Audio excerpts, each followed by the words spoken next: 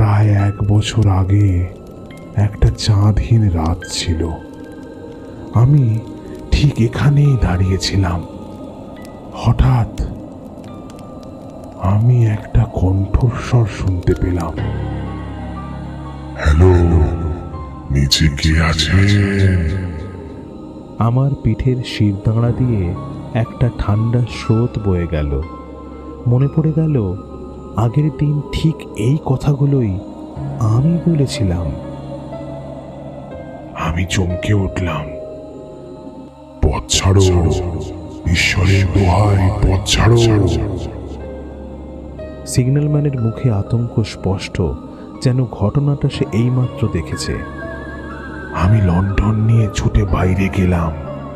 দেখলাম টানেলের মুখের ঠিক ওপরের ওই লাল বিপদ সংকেতের আলোটার নিচে একটা অবয়ব দাঁড়িয়ে আছে।